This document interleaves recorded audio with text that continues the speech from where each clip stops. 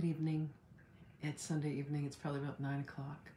And I wanted to catch up with you guys and let you know what happened during my 24 hours of being in silence and fasting. It was the most incredible, intimate journey within. It was really amazing.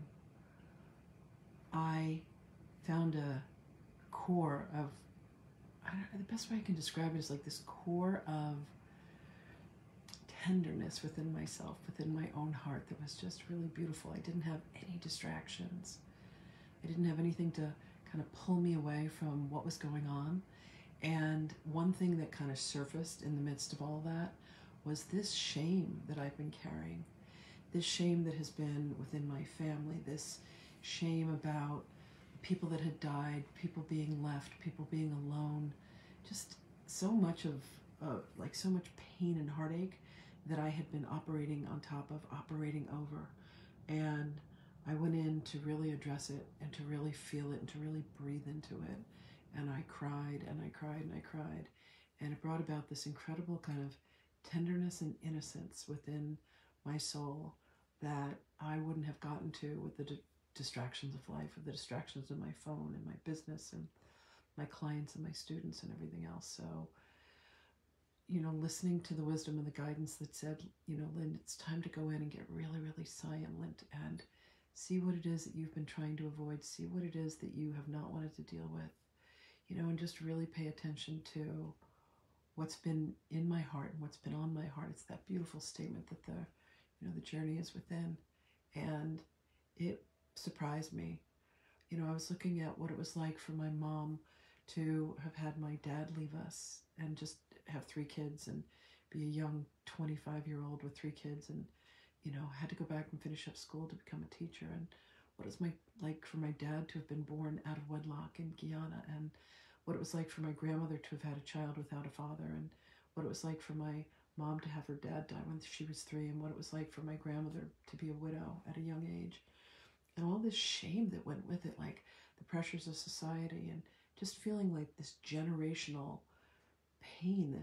It was really extraordinary. And I got to portion out what was mine and what didn't belong to me. Shame that I had about my body, shame that I had about just like the circumstances of my life, and all of that kind of gets funneled down. We carry everything. You go back 8 generations, you're dealing with 2,000 ancestors.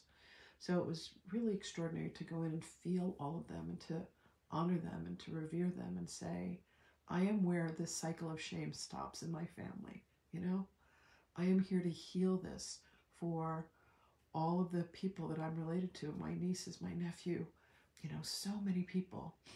Hi, Mom. My mom's actually watching. Hey, Mom.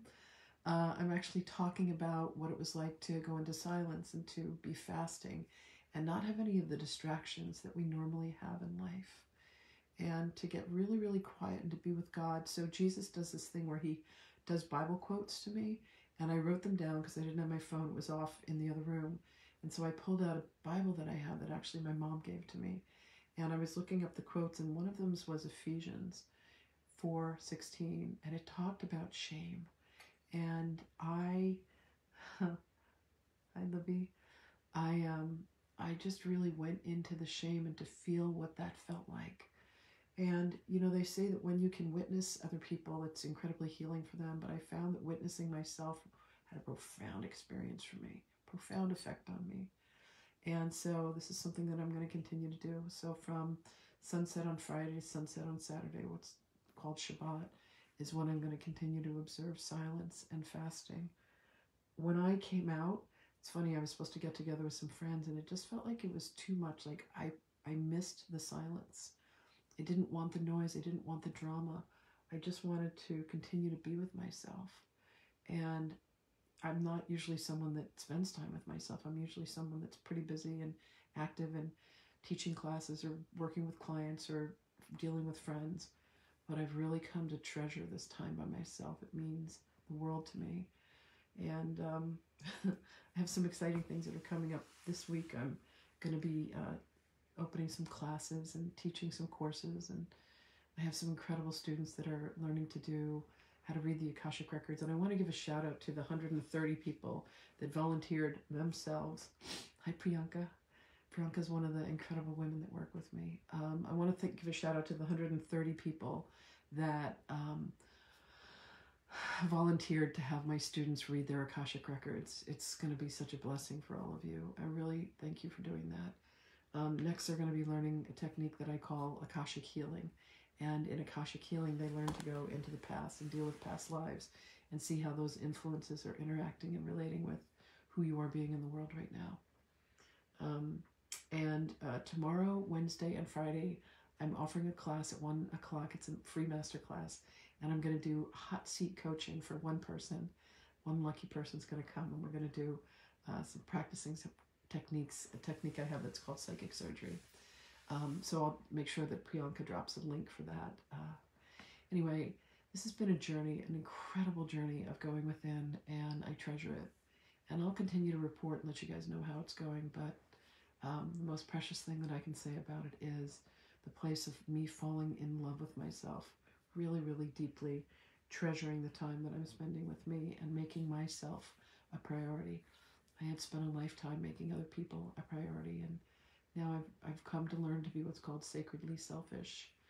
And I love when Jesus gives me these Bible quotes. He's pointing me to stuff. I'm like, is there really, like, is there really Ephesians, 4:19, or, Matthew 17:4, and I'm like, is there really? And it's there every single time, and he's leading me to stuff in the Bible that's exactly what it is that I'm dealing with. So it's been a beautiful journey. Lots of journaling, lots of heart opening, and lots of patience and lots of love for myself. So I thank you all for watching. Here's the link to the event tomorrow. You can go and check out my website. It's going to be really, really fun. I love working with people. I've done this kind of work for over 30 years. So if you guys want to come and check it out, you can always check out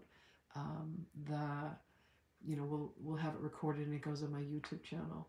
I just thank you all for participating in my life. I love you, and I will talk to all of you again really soon. Have a great evening, everybody. Oh, and happy Valentine's Day. Tomorrow's Valentine's Day. I wish you just the most beautiful day filled with love. The love of self, the love of God, the love of your family, the love of your friends. And may it be, hi Denise, may it be a really, really precious day for all of you. I love you, and I'll talk to you all soon. Bye, everyone. Bye, Anna. Thank you. Bye, guys.